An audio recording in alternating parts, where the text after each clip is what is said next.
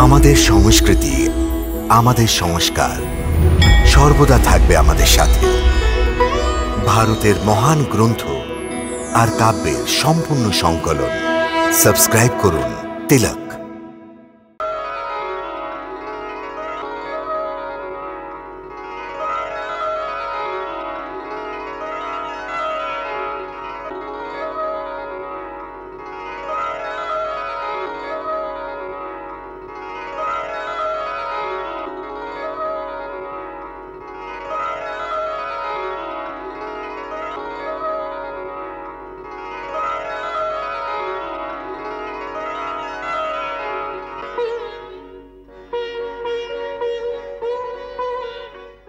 আরে আরে, এটা কি করছো? বিপ্রবর, আপনার বেশভূষা দেখে মনে হচ্ছে যে আপনি একজন ব্রাহ্মণ। আর আপনার চোখে আধ্যাত্মিক তেজও আছে, যাকে দেখে মন চেয়েছে যে আপনার আদর সৎকার করি। বলো, একটা সতী ব্রাহ্মণের আদর করার অবসর আমি কি করে ছেড়ে দেব?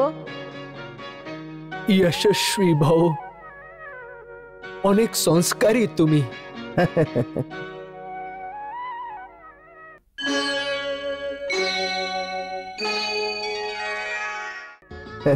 ক্ষমা করুন দীনবন্ধু, আপনি কোথা থেকে আসছেন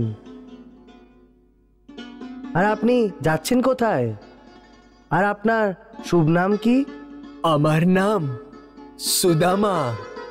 হ্যাঁ, কিন্তু এত বেশি রোদ্দুরে খালি পায়ে আপনি যাত্রা করছেন?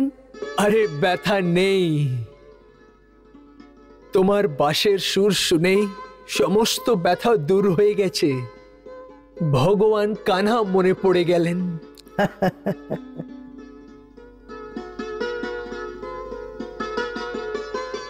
তুমি মনমুগ্ধ ধুন বাজিয়ে নাও,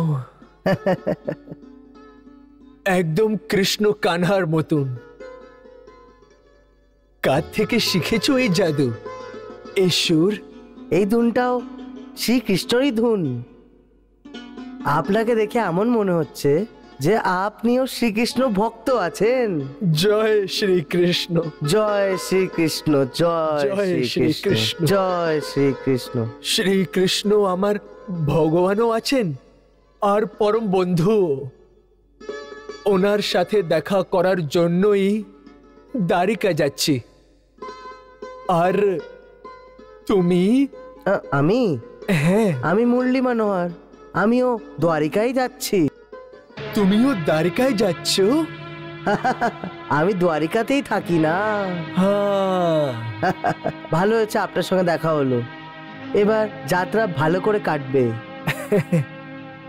আমি আমার ধর্মপত্নীকে ওর মায়ের বাড়ি ছাড়তে গেছিলাম, খুব মুশকিলে এই অবধি এসেছি। আমার পা আর আগে উঠছে না।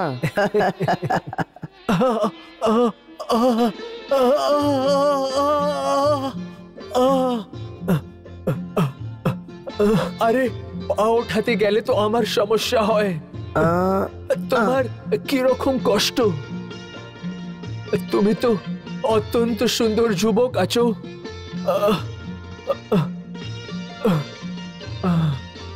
বসুন। আরে কিছু জিজ্ঞেস করো না। এ শাশুড়ি জওয়ানি, এটাই 10টা কঠিনাইয়ের জায়গায় একটা কঠিনাই। আর তার ওপরে এই একলা থাকা। হায়, ধরম পত্নীকে মায়ের বাড়ি ছেড়ে যখন আমি পা আগে বাড়াই, তখন মন বাবরা পেছনে নিয়ে চলে যেতে চায়। কি করব, লক্ষ্মী দেবীর মন পেছনেই ছাড়ে না। লক্ষ্মী দেবী মানে তোমার স্ত্রী? হ্যাঁ, ওই। ও তো খুবই সুন্দর, খুবই মনমোহক আছে। ওর খেয়ালে কখনো বাঁশুরি বাজাই আর কখনো গান গাই। लक्ष्मी जैसी हमरी लक्ष्मी जैसी हमरी गोरी रे दुल्हनिया दुल्हन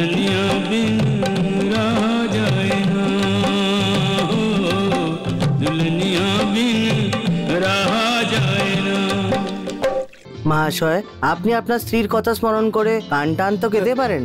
না না, আমি গাই না এসব গান। আমি তো ভগবানের স্তুতি গান গাই।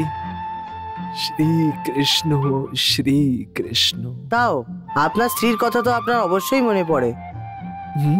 সত্যি সত্যি বলুন, কষ্ট তো হয় না? দেখুন বন্ধু, বন্ধুর কাছে মনের কথা লুকিয়ে রাখা উচিত নয়। বলুন বলুন বলুন।